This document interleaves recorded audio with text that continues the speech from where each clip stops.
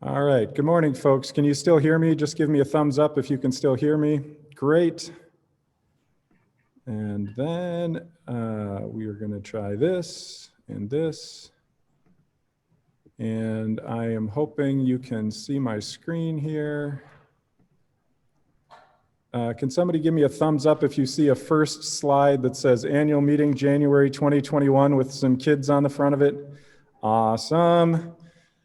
So I am going to turn it over to Todd Buin, who is our council president, who will lead us through our annual meeting this morning. Todd, are you with us? Yes, can you hear me? Can you hear me okay? Yes, great. Good. Good morning, everyone. Thank you, Pastor Scott. It's good to see you all, such as it is. And thank you for staying for the annual meeting. Couple things about the meeting. We're going to try to be efficient and businesslike and take care of the business that we need to today. And because we know staying on Zoom for longer than necessary is not the funnest thing to do. So we'll try to move through our agenda pretty efficiently. Just about that though, with a Zoom meeting, just when we do need to slow down, we need to slow down so that we understand what's happening and who's speaking. So with that, while we want to be efficient, I just want to remind folks that let's stay on mute. If you do wish to make a motion or to say something, unmute your mic, try to get our attention, and so that we know that one person is ready to speak. And then we'll, and then also just state your name and just say who it is speaking and what your comment is or your motion, so that we're sort of tracking with who's doing what, and we can record that. Adam Driscoll is our secretary today. He'll be recording the meeting and the events of the meeting. We do have a quorum, I believe. Sean, are you able to, it's sort of good in that way. I think we're probably able to capture the participant list and the attendee list and make sure we have that for our records. Is that right, Sean?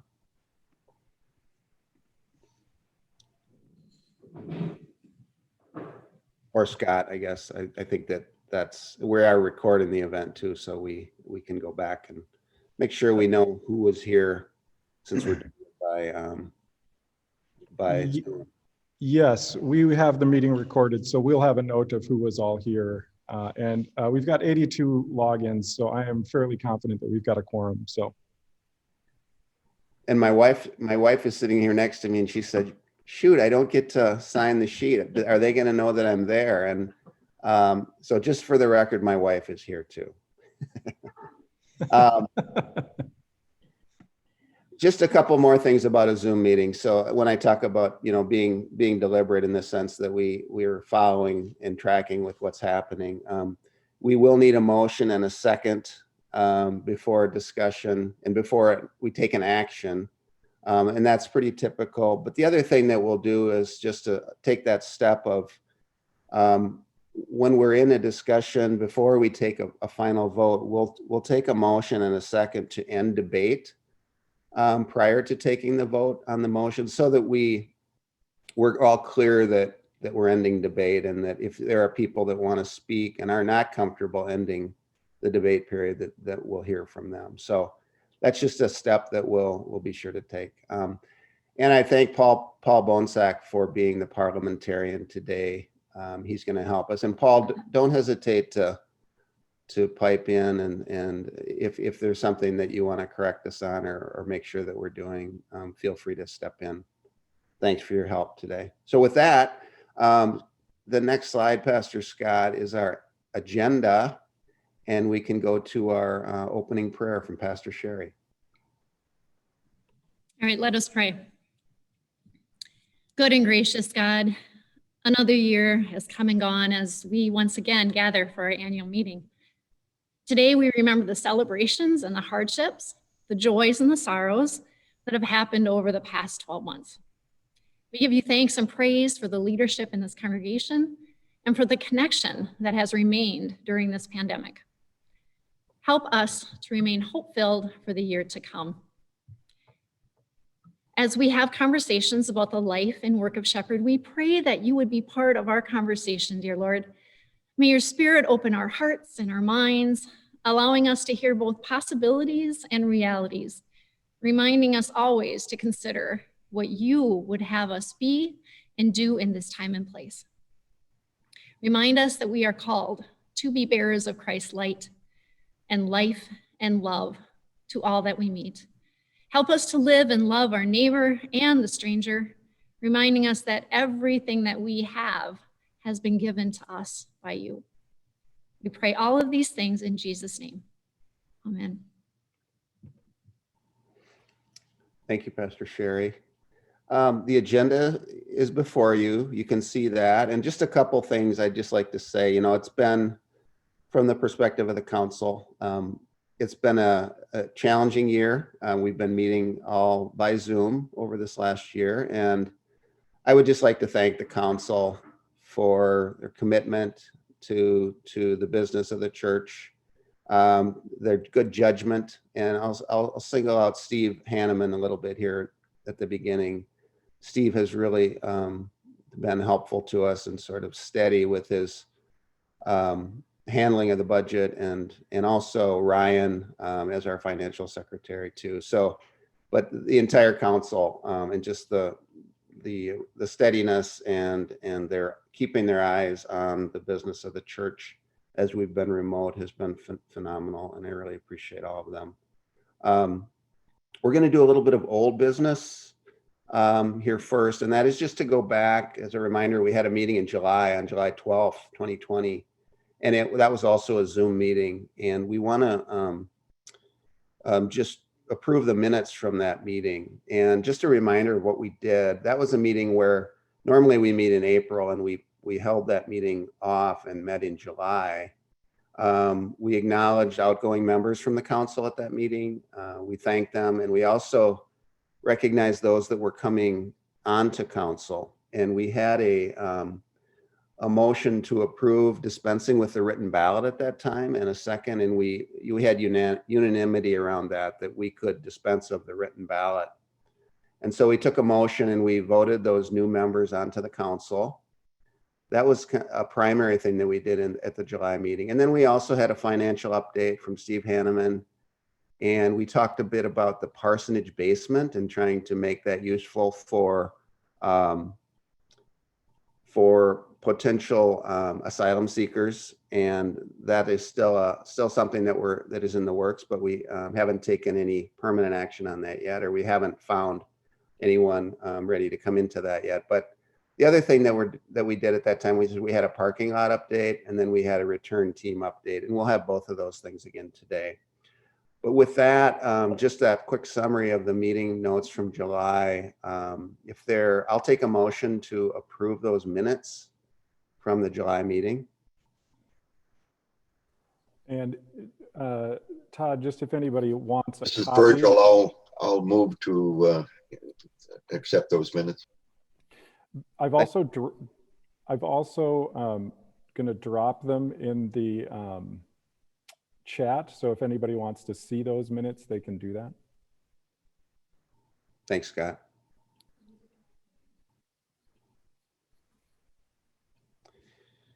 So we have a motion from Virgil. Do we have a second? I second. Joan Dillon. Thank you, Joan. Are there any comments or discussion? Just for administration, thank you both, Virgil and Joan, for identifying yourselves when speaking. So if others can do that, that really helps for notes. Thank you.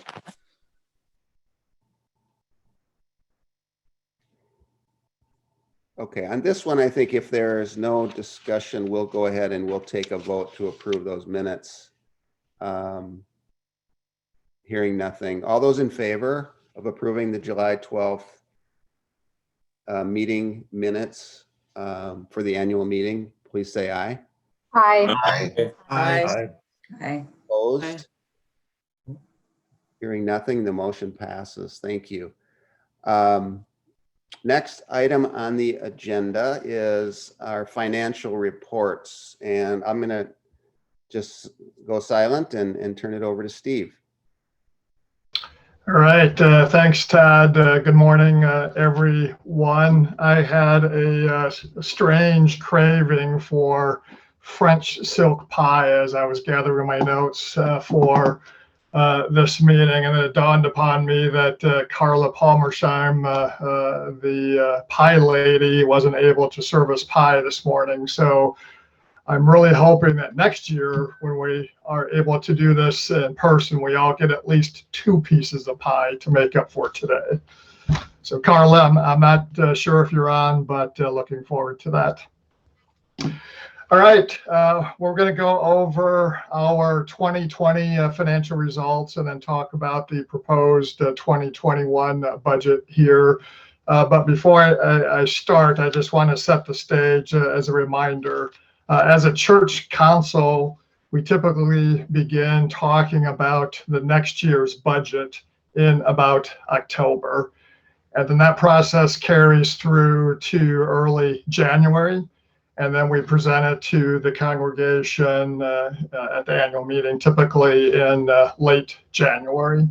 So for the 2020 budget, that process for us would have started in October of 2019 and wrapped up in January of 2020.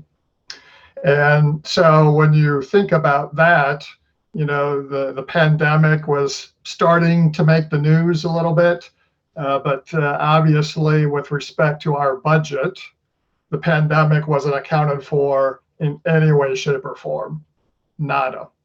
And so that context is important to remember, because the pandemic really started to shut things down a couple months after we had formally approved our budget. So I'm going to refer to this page that Todd has up right now, focusing on the top half of the page, which reflects our 2020 results as compared to what our 2020 budget was. So starting on the left side of the page under receipts, our actual receipts for the year were a little over $533,000 on a budget of $570,000. So our receipts were about $37,000 less than our budget was. And to provide some context about the receipts, 94% of our receipts are generally as the result of just general giving. So, you know, what's pledged, and anything that comes in the form of extra offering, like Christmas offering, Thanksgiving offering, Lenten offering, and then also plate collections as well. Those categories make up 94% of our receipts. The remaining 6% is made up of other miscellaneous amounts, such as the rental income earned on the parsonage and our investment account returns that income, and then also any other miscellaneous gifts that are giving. But the lion's share of our receipts this year, 94%, which is through our general giving and other offering. Going to the middle part of the page, our expenses, we came in at about $536,000. That's what we actually spent on a budget of about $579,000. So our expenses were $42,000 less than what we had budgeted. And so the miss in our receipts and the terrific performance in our expense management was a reflection of how the pandemic really impacted SOTH from a pure financial perspective. And so we realized that our receipts were coming down for a host of different reasons, right? The economy, perhaps job uncertainty, even things like plate collections were about $4,000 less than budget, simply because people weren't in the pews to throw in their $20 bills or their $1 bills, et cetera. So that made a difference. So we realized that receipts were going to be down this year. And so obviously we managed our expenses accordingly. So on a net basis for the year, our actual, we came in at about a $3,200 deficit, so almost a balanced budget on a budget of a deficit of $8,400. So our overall results on a net basis were about $5,200 better than what we had budgeted. So our improvement in our expenses more than offset the decline in our receipts. And my personal views, that's a really good story to tell, given the impact the pandemic had, of course, across the world, but including SOTH as well. Now I'm going to move to the bottom part of the page. This is the proposed budget. But before I get into that, I want to also remind everyone that in April of 2020, we being SOTH, applied for a PPP loan. PPP stands for Paycheck Protection Program. The loan that we applied for was, I'm just going to use rounded numbers here, was about $96,000. And we applied in April. And we've essentially parked all that money in our checking account because there's a process to go through for the government to determine if A, that's going to turn into a grant, or B, if it's going to stay as a loan and have to be paid back over a certain period of time. Our loan was essentially bifurcated into two different pieces. There was about $77,000 for Shepherd of the Hills and about $19,000 for Tapestry, because we account for, we process Tapestry's payroll through our payroll system. So it's bifurcated as such. Of the approximately $96,000 in loan proceeds that we received, we've spent about $9,500 for Tapestry. The pandemic really impacted Tapestry earlier in 2020, so they needed to take advantage of their portion of the PPP loan. And so they've used about 50% of their allocation, if you will, which leaves us a little over $86,000. Have some good news. In December, we applied for forgiveness of the loan. And in early January, the SBA paid off our loan. So essentially, our loan has been forgiven and has turned into a grant. So those funds are available for us to use without contemplating to pay them back. So setting the stage, our proposed budget for 2021, we have receipts of $542,000, which is a little bit more than our actual receipts in 2020, but less than our budget was in 2020. And our expenses, we're proposing $556,670, which if you look above in our actual compared to budget last year, it's almost splitting the difference right down the middle. Because none of us know with a high degree of certainty what's going to happen in 2021 with respect to getting back to, business as usual. When is that going to occur? What's that going to look like? What's the ramp up period going to be? So the Church Council as a whole made some assumptions, and so we essentially split the difference down the middle, hence a budget of $556,000, leaving us with a proposed deficit of about $15,000, which if a deficit does occur, our intent would be to dip into the PPP grant balance to close that deficit, which is really what the PPP is designed for, to get through the period of revenue that's less than what is typically realized in usual times. So Todd, if you could go to the next slide, please. Or Scott, thank you.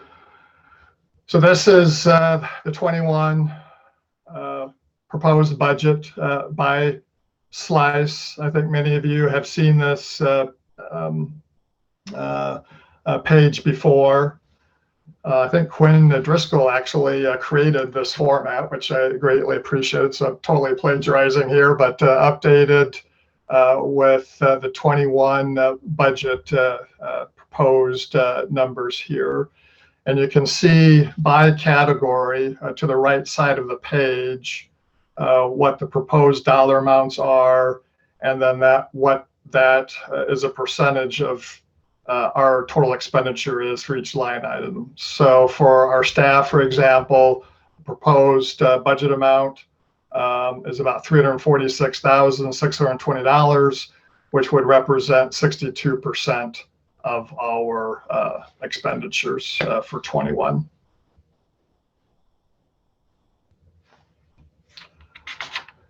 One other note I wanted to remind everyone of, we really have our funds parked in two places. We have a checking account at First Minnetonka Bank that we use for our day-to-day cash flow for Sean to pay our electric bills, etc. And then we have an investment account at Edward Jones, which is managed by Rick Schaefer. He does a terrific job with that. He and I had a review a couple of weeks ago, and he's operating under the assumption that our goals are still the same, which I told him emphatically, yes, our goals are the same. And there's essentially two goals. Number one goal is not to lose any principal, right? It's number one goal. We're not betting on GameStop to meet our investment objectives here. That's the last thing we would do.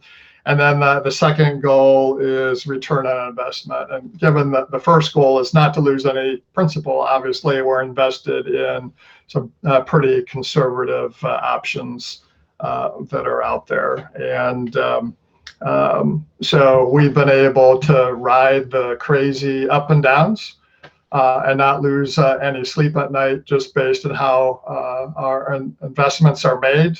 We're not going down by 10 and 20% and bouncing back the same percentages. We've been even keel here for the last few years. So with that, that's all that I have. I also want to thank the entire council. I really enjoy our discussions.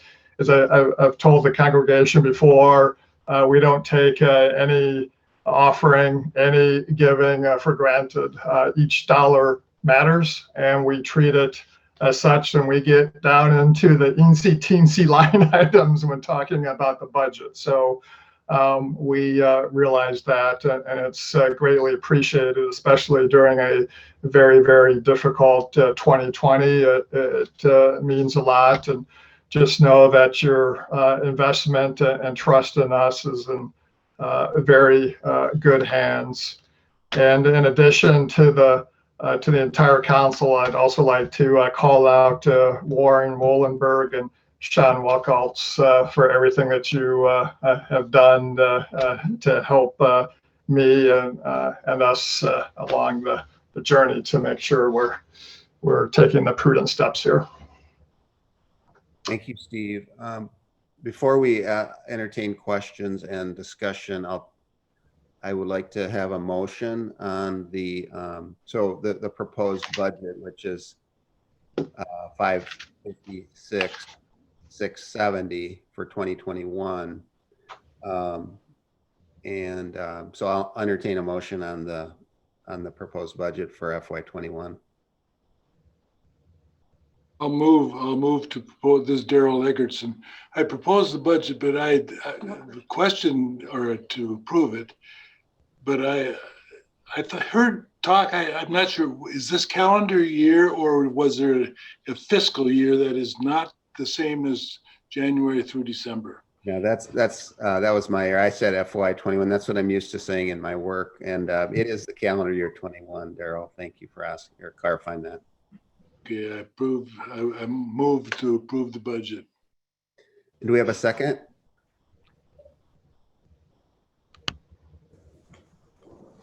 Scott Edmondson, and I second the motion.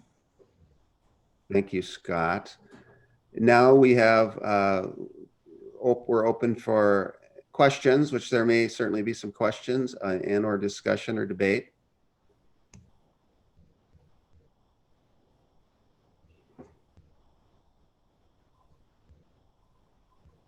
I'd like to put a big thank you to Steve and the rest of the council on the record for guiding us through a very turbulent year successfully. So thank you, Steve. Thank you. This is Virgil. I would also second that comment. Thanks to Steve and those who work on this. I do have a question. Does the loan reflect in the receipts column at all, or is that in the balance sheet someplace to show our assets? Thanks, Virgil. Terrific question. No, that is not reflected in the receipts for 2020, nor in the proposed budget for 2021. It was carried on our balance sheet. Thank you.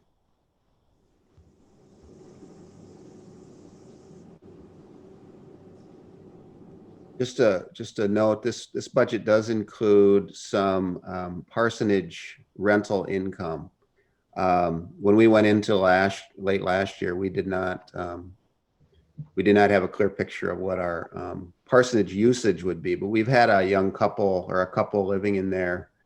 I believe it's a pastor and his wife, and they are remodeling their home. So they've been in the parsonage since last fall, and they, as we know, sometimes when we're remodeling, those things get extended. So they're going to be with us well into 2021, and we've made a kind of a conservative estimate of how long they'll be in there and how that impacts our budget. But just so you know, we do have people living in the upstairs of the parsonage, and they're paying rent on that, and that's factored in here. Any other questions on this matter or discussion?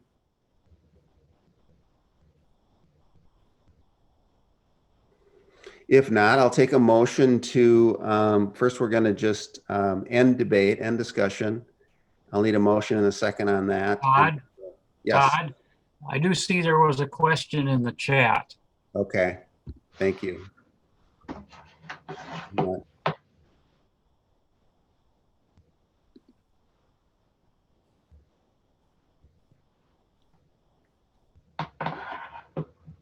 What can the PPP money, or what can the PPP money be used for?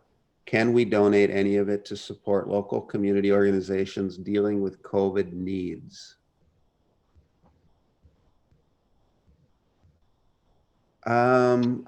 What are your thoughts on that, Steve? I would say that since the loan has turned into a grant, we more than met the requirements for the federal government and the SBA program altogether. We comfortably met that based on the guidelines they put forth. So now that the funds are in grant format, there's really no restrictions on how those proceeds can be used.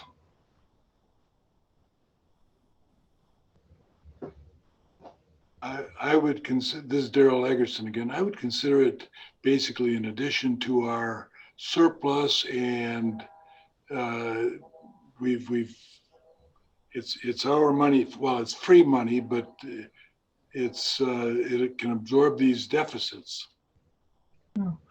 I think from a council perspective, our view is we just don't know how 21 is going to shake out here, right? I mean, there's a lot of good news about the vaccine, but it's been a little sketchy as far as execution, obviously, and it would be a little premature to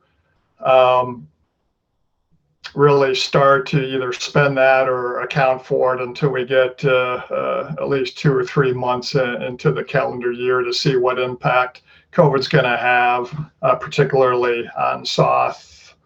That's my recommendation. So I believe we were essentially going to use it as I said earlier, to close any budget deficit that we might have, and then any other surprises that might come up because of COVID. Well, that's what I was thinking. Thank you. This is Virgil again. Was Tapestry part of our getting approval for the loan? Yes, their qualified expenses were included in our application. So our application was for about $96,000, of which Tapestry made up about 19,000 of that, and SOTH was the other 76 to 77,000. It would seem to me that they being part of that and to getting us approved, we could consider, if we have a surplus in there, to pass that on to them. Yep. And like I said earlier, because they were in very tight circumstances earlier in 2020, we released, if you will, about $9,500 of the PPP proceeds, or about half of their allocated share, to Tapestry to help them make their expenses. That was like, I don't know if anyone, Todd or Adam, or if anyone can remember, that was, I want to say late spring or sometime over the summer. Right, that was done before it was certain that it had been transferred to a grant, but the urgency was there. Thank you. Yeah, this is a really good discussion. This is the discussion the council has had to some degree and will continue to have, which is to be sure that we're applying the PPP to our own situation where we need to make sure that we're covering our own budgets, but also how can we use that money, productively in the community, for Tapestry, for others, and wanting to be cautious about spending it, but also sharing it where we can when we think we are in a position to do that. So good questions. Any further discussion?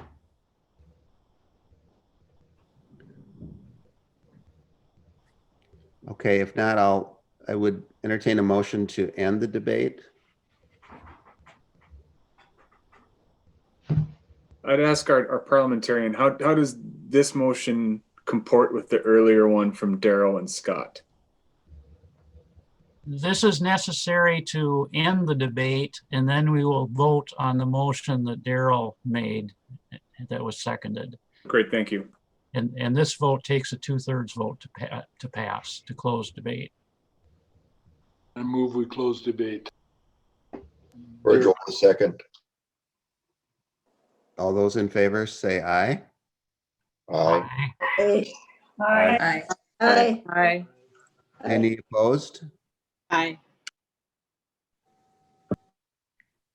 Okay, motion passes. Now we will move to a vote on the 2021 budget, which was motioned and seconded on the budget for 2021. All those in favor of approving that budget as presented, say aye. Aye. Aye. Aye. Opposed? Thank you, everyone. Motion passes. And so we'll move on to the next item on our agenda, which is a capital appeal update.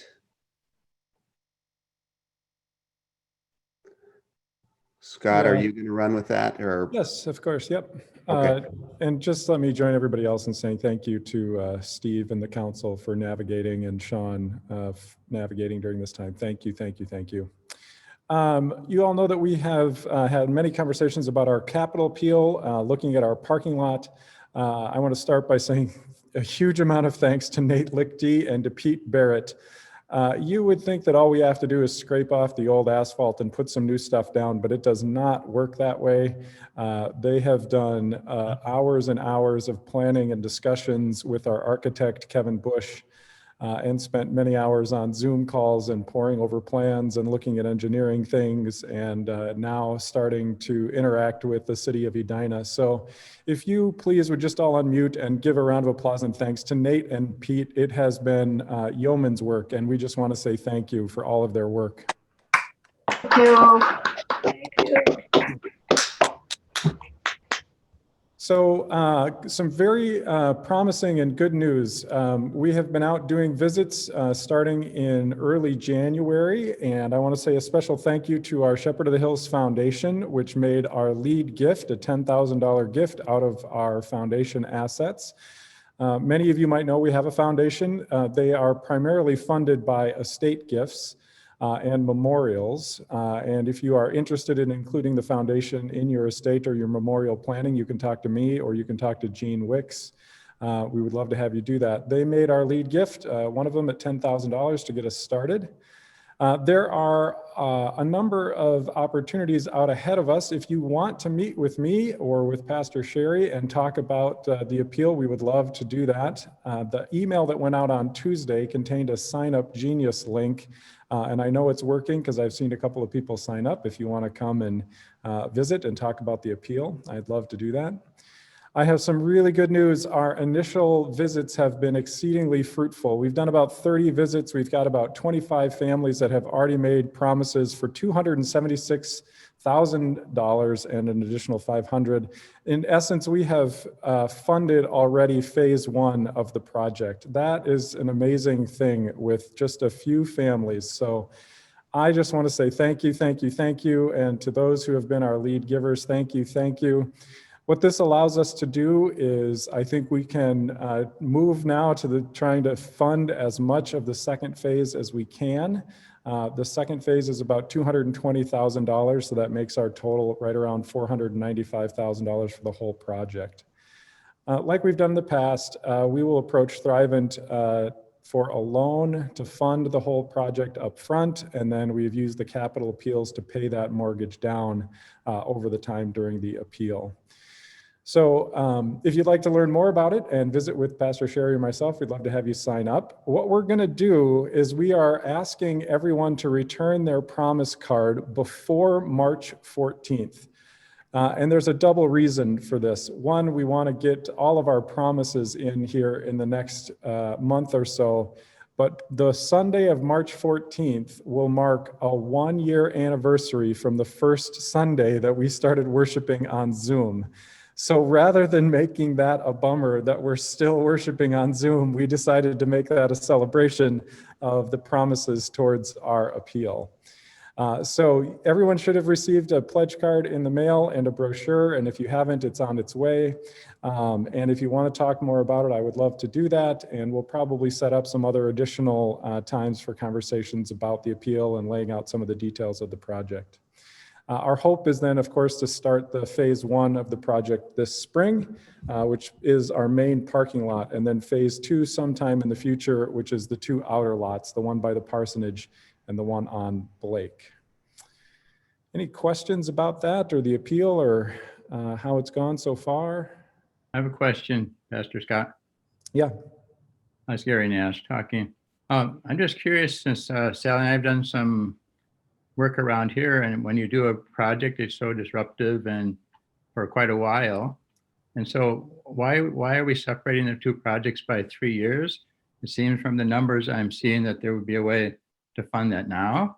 So I just have a question about that. And then second question, long ago, they talked about a new entrance with a bigger overhang, and I don't know what happened about that decision. So for your first question, Gary, is Nate or Pete on the call here? I will let them answer your first question. I don't know if Nate is on or not. We don't know exactly how the city's going to react yet, or the watershed district. But we had contemplated doing it in two separate projects in 2 separate years. So that's kind of the way we, I think, applied for some of our permitting. And Nate's more the expert on the watershed district, but it's something to do with that. So I don't have a firm answer, Gary. I could probably find out and get back to you. It just even seems that by separating things, it can be more expensive because you're starting and stopping 2 times.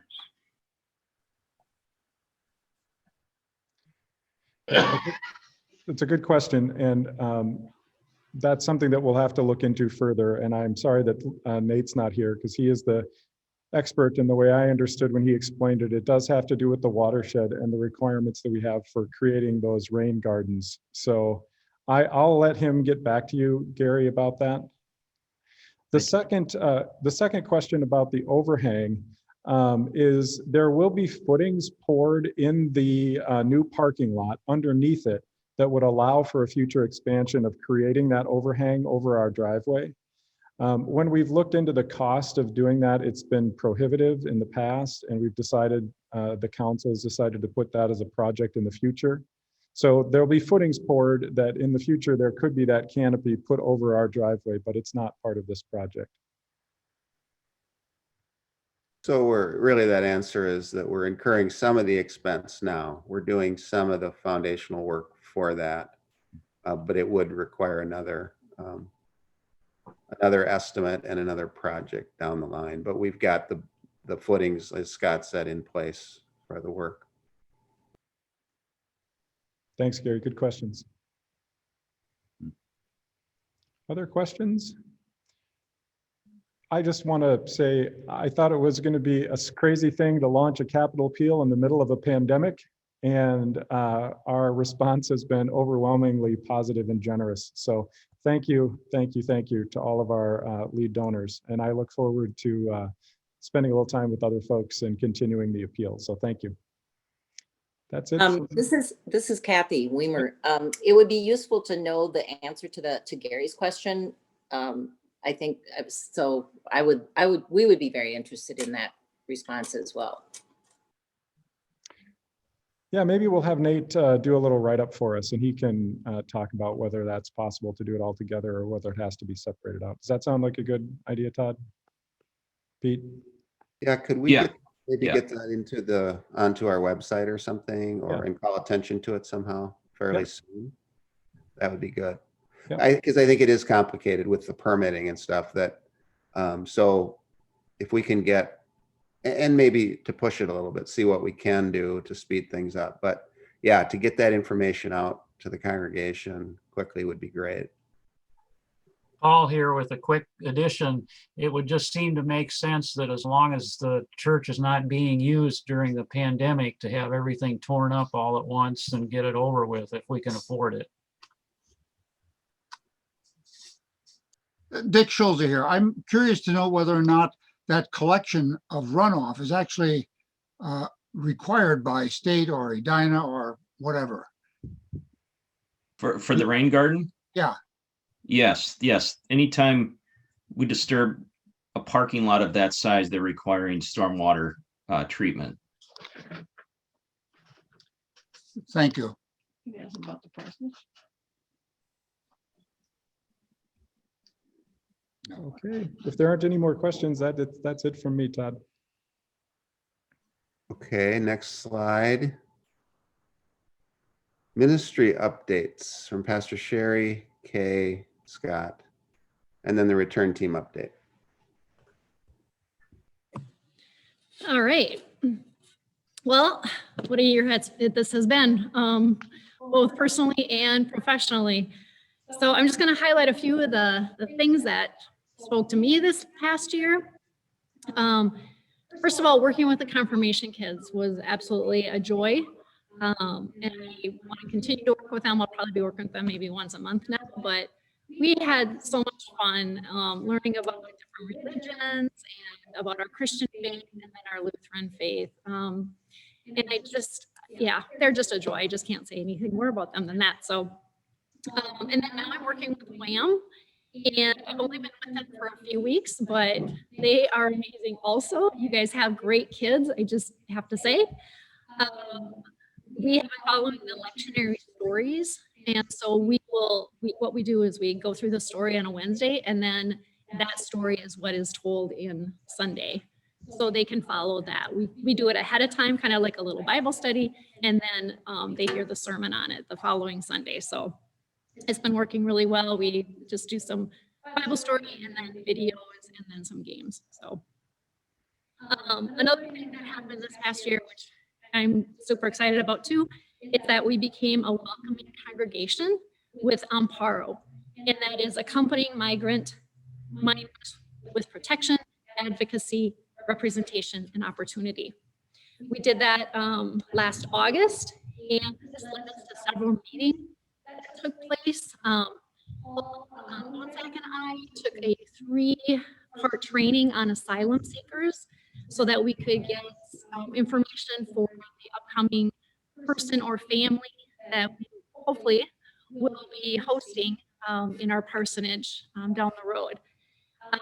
Then this group, though, we also formed a group called ACT, and it's an asylum coalition transition in the Twin Cities area.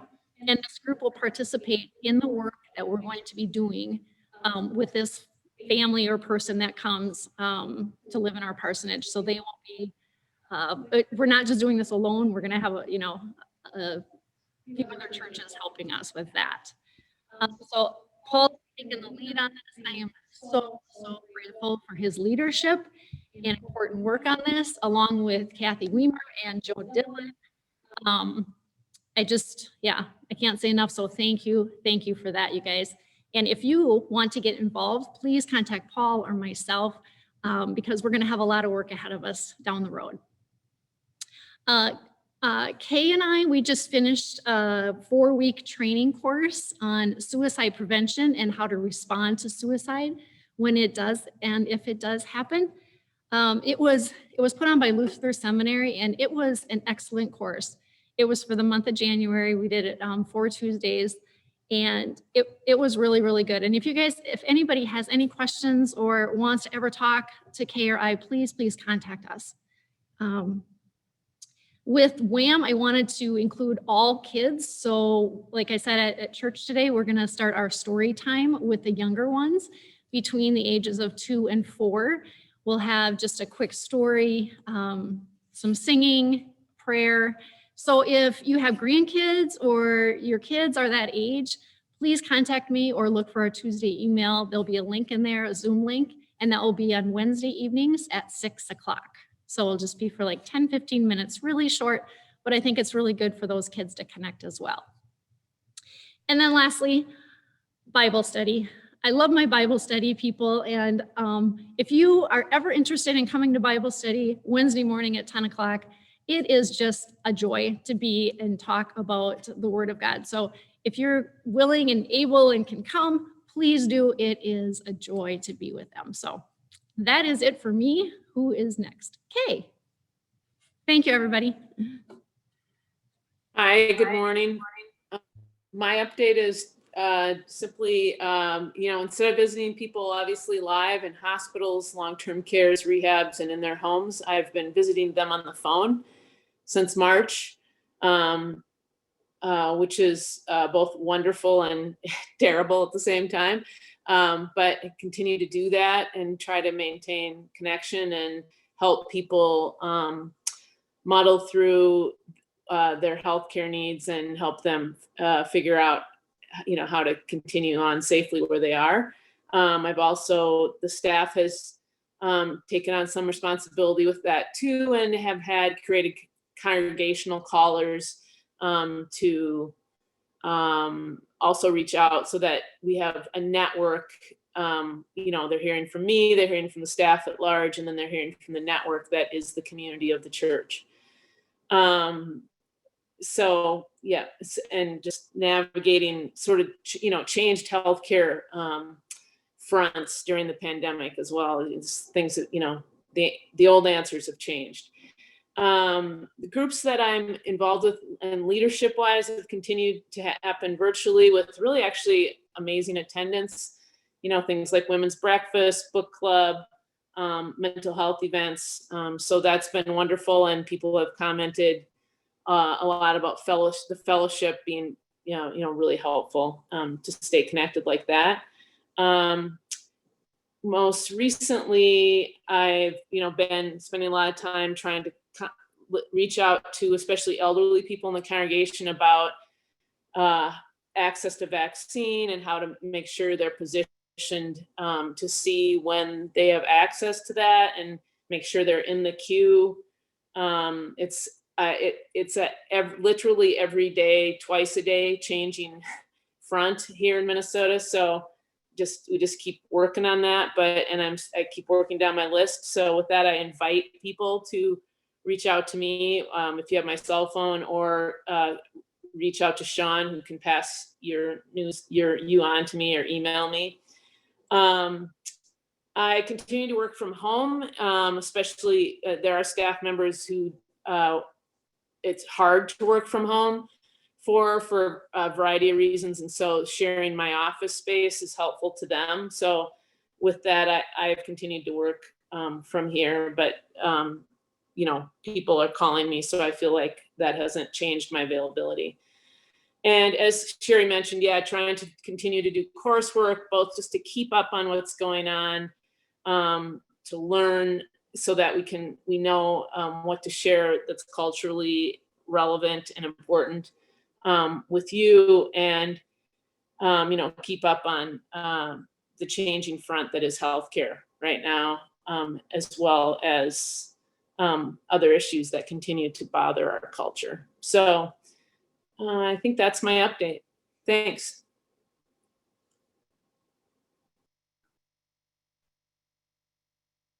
Buttons to push. I guess I'm next. Sorry about that. Too many buttons to push on the computer this morning, sharing my screen and such. I can only do one thing at a time, and barely that.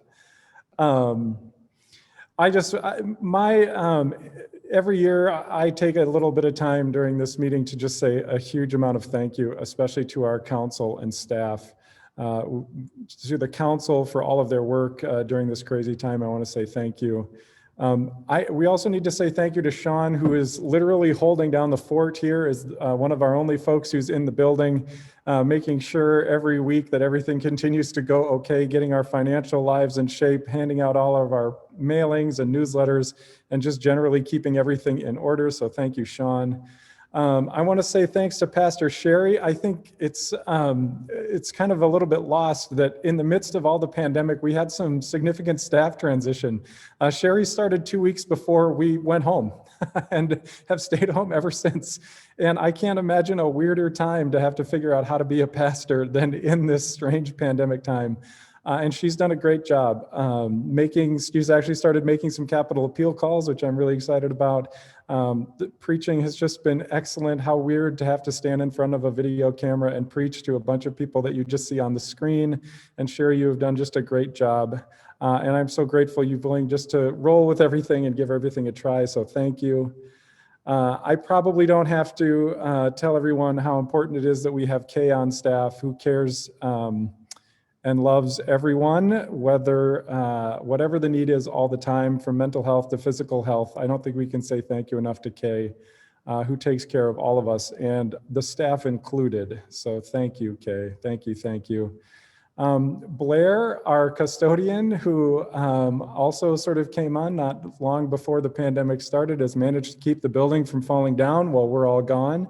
Has kept it clean, and most importantly, I think kept the space available for our Meals on Wheels folks, who also moved into our building not long before the pandemic. And he also cleans up after all of us who are somehow raid the building in the sanctuary and make a mess, and then he cleans it up after we left. So thanks, Blair. And then for our newest staff intern, Pastor Ann, who has already jumped in head first, is starting to help me with confirmation, is leading liturgy, will be preaching very soon, and is looking for ways to meet folks. So if you are interested in meeting Pastor Ann, you can just simply send her an email. It's ann.schaefer@sothchurch.com. And I'm sure she would love to just meet and connect with you. That's part of learning to be a pastor, is just meeting people and saying hello. So just want to say a huge welcome, and we're grateful that you're here, Ann. So it's been strange to navigate some of these transitions. I know Brian's not here, but I would also say thank you to Brian, who really was so instrumental in helping us move from in-person to online as seamlessly as we did. I mean, that was a huge technical hurdle for us. So special thanks to Brian too. And then finally, just thanks to the congregation for all of your patience and kindness and words of support as we muddled through figuring out how to make Zoom work and our sound work. And when things don't work, we apologize, and we just try to keep getting better. So thanks to the congregation for just being supportive and encouraging. We really appreciate your kindness and your support. So. And from me, just thank you again. It's working on year number 11, which I can hardly believe. I was talking to Scott Edmondson the other day, and I was thinking, I think Greta was 7 or 8 when I started, and now she's about ready to graduate from college. That's unreal to me. So all of these kids were little or not little anymore. So thank you. It's always my pleasure to be your pastor, and I'm grateful even in this weird time. I'm going to turn it over to Don Wothy, who is the representative from our return team, who just wants to talk to us a little bit about where we are in the pandemic and how that's working for us here at Shepherd. Thank you, Scott. So very early on in the pandemic, Scott, true to Don, form. are you around? I am. Can you hear me? I can hear you, Don. Oh, okay. There you are. Don. We can't hear you, Don. Oh, well, several people can hear me. I'm going to just go on as if everybody can hear me. Now we can. Okay. True to form, early on in the pandemic, Pastor Scott sought out a group of people to help provide advice about pandemic response for the church. And that group of people, the return team, consists of Scott Edmondson, Jody Rogness, Blair Prax, Terry Jensen, and myself. And during the last 10 months of our path through this pandemic, we have met about monthly and offered advice about how the church might respond to the pandemic, based both on our desire to gather as a congregation, but also acknowledging the limitations the pandemic and science place on us. So our mission has been to provide the best possible advice to Scott about how and when we can gather and in what fashion.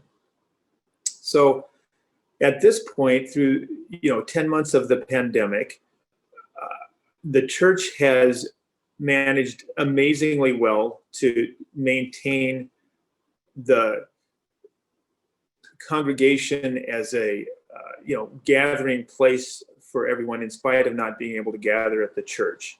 And that has also, by not being in the church, really helped prevent people from getting really sick and some people from dying. So I think that we've saved lives by how we have approached this.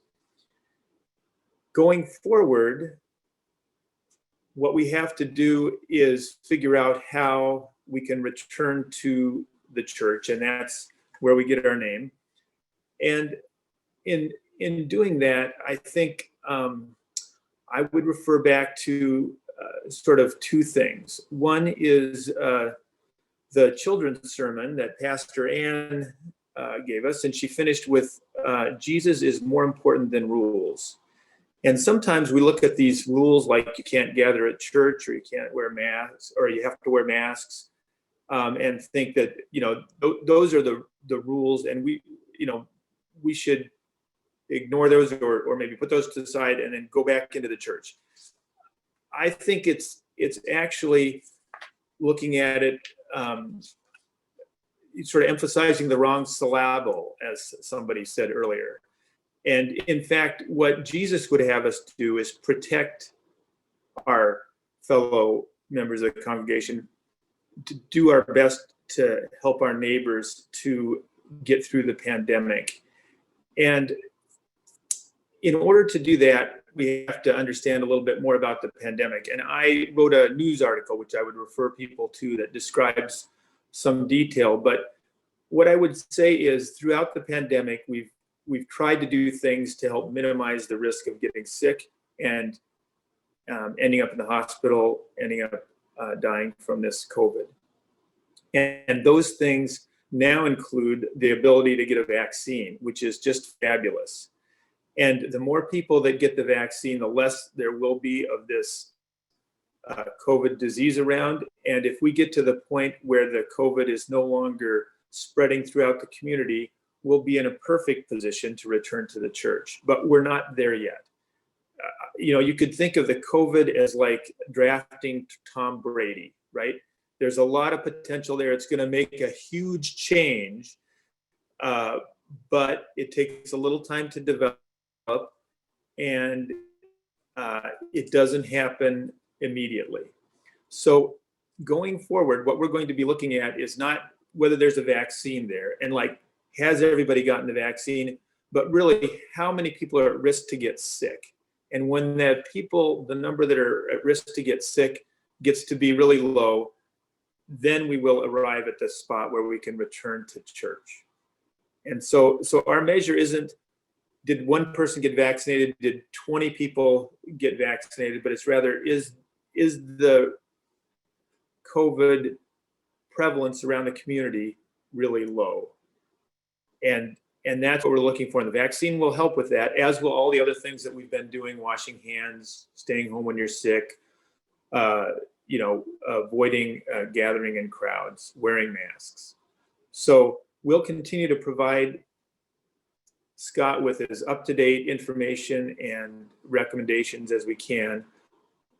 And I hope to see you all in church in the very near future.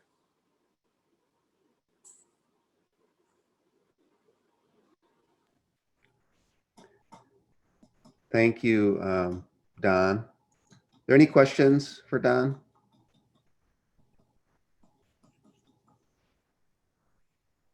Thanks for all the work of your team and continuing to monitor this for us. Scott and I are having a little private chat here, conversation about one thing, and it is about the capital appeal. And we're thinking we should go back and take a motion and a vote on moving forward on the capital appeal. Scott, do you want to just say a minute about the way you approach this? You did a lot of good planning and sort of paving the way ahead, no pun intended there, I guess, that you talked to a lot of people in the congregation and sort of looked at the ability of, and the willingness and readiness for us to do this, but we didn't actually take a congregational vote on this. So do you want to just spend a minute on that? And then I'm proposing that we go back and do that. That would be great. I can, when we went into pandemic times in March, we had talked about launching this appeal sometime that coming fall of 2020. And so when the pandemic hit, we had to hit the pause button and do some time discerning. Part of that work was, I think it was in October and November, and I did some very preliminary calls to some of our contributors to find out if they thought that now would be an okay time to enter into that capital appeal. And we had an enormously good response in that October and November timeframe. So I think it was in either November or December that the council approved going ahead with the capital appeal. And the original proposal, and I believe accepted proposal, was that we would try to do phase one in terms of funding. And so then in January, I started doing some very preliminary visits again. And then this time we were actually asking for promises and amounts, whereas in the previous time we were just sort of doing a preliminary gauge to see how folks were feeling about the possibility of doing an appeal.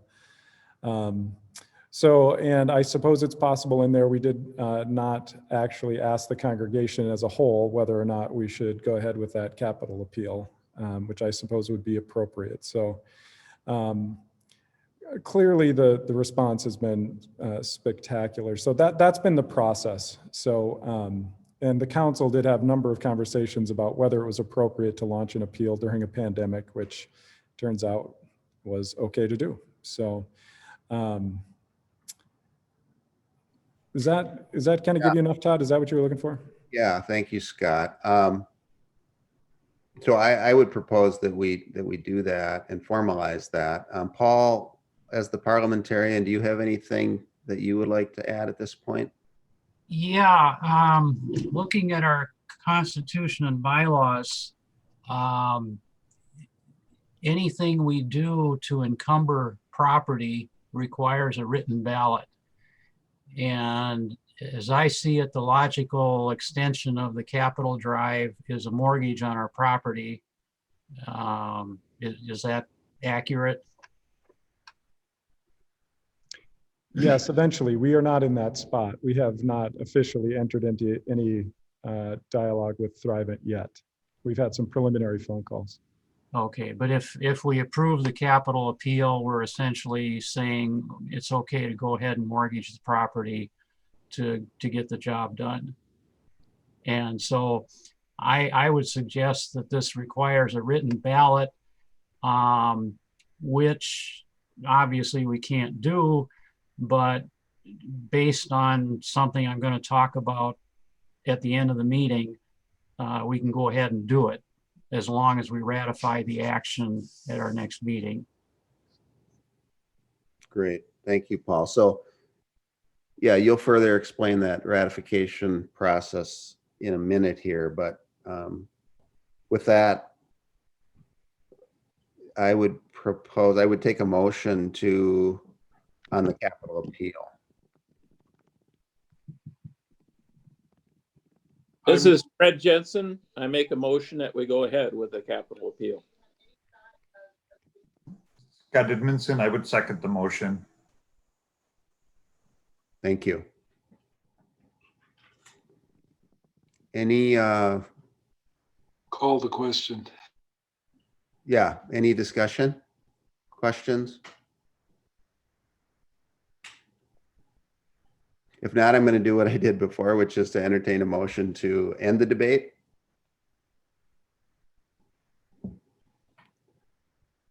I move we end, this is Daryl Eggertson, I move we end the debate.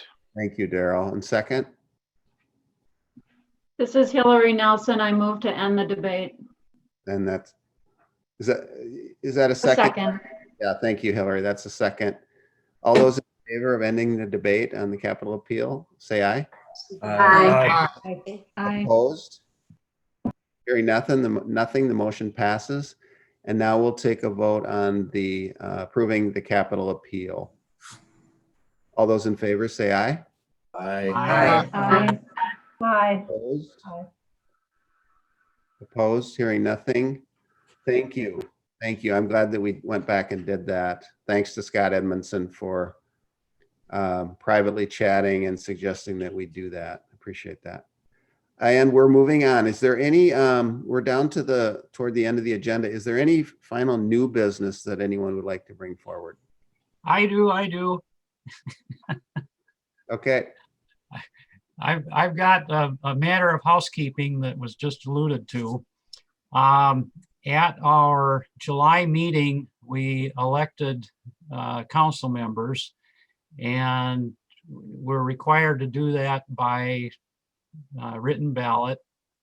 And obviously we weren't able to do that. And because we are not authorized in our constitution and bylaws to hold meetings by teleconference or Zoom, what we need to do is ratify the actions that were taken at the July meeting. And it's something we will need to do each time we meet as a congregation until and unless we amend our constitution and bylaws to allow for teleconferencing. So it's going to be up to the council whether they want to do that or just follow this procedure every time we have a meeting. So for now, what I would like to do is move that we ratify the actions that were taken at the congregational meeting in July. Virgil will second.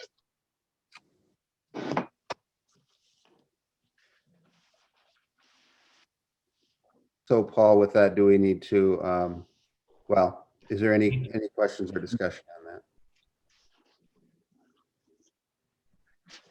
Okay, hearing none. Do we need to close the debate on that, Paul? No, I don't think so. And we need a second. Virgil seconded that motion. Who was the first in that case? Okay, Paul, did you make the motion? I did. Okay. And then Virgil seconded. Sorry, Adam. Okay, we're gonna skip to the vote on this. So all those in favor of Paul's motion, say aye. Aye. And opposed? Motion passes. Paul, thanks for keeping us on our toes and in compliance with our bylaws and constitution. That's what I get paid the big bucks for. Yeah. Actually. Okay, we're down to the end. Any other new business or questions? Now we'll move to our closing prayer and then we'll adjourn our meeting. Thank you, everyone.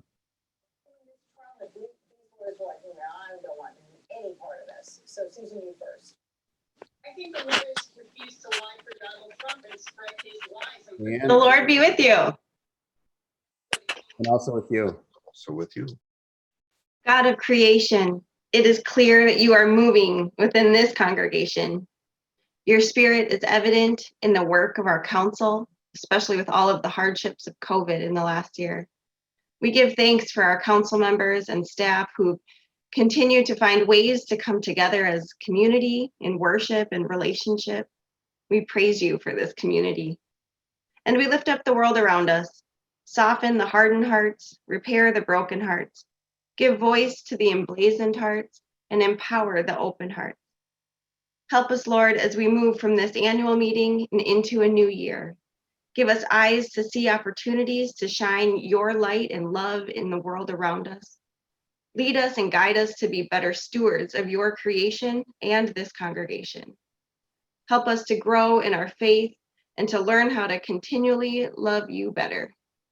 We pray in the name of Jesus, who brings life and love to all people. Amen. Amen. Thank you, Pastor Ann. Thanks everyone for sticking with us. And it's important that we do these actions. And I just say thank you too for, we thank the, excuse me, we thank the staff a lot and we thank the council, but thanks to all of you. Thanks to Shepherd of the Hills for your engagement and support and just, yeah, for others have said it too, but so appreciate everyone that has stayed engaged and just supported our ministry. So with that, I'll take a motion to adjourn the meeting. Dave Weimer, so moved. Virgil will second. Thank you, Dave, and thank you, Virgil, for the second. All those in favor say aye. Aye. Opposed? Virgil, question, do we need to ratify our actions now, according to Paul? We will do that at our next congregational meeting. Thank you. I think we said aye, didn't we? Yeah. Yes. Aye. Thank you. Opposed? And meeting is adjourned. Thanks, everyone. Have a wonderful last day of January. Thank you all. Thank you. Thank you all. Thank you. Bye. Bye. Bye-bye. Thank you.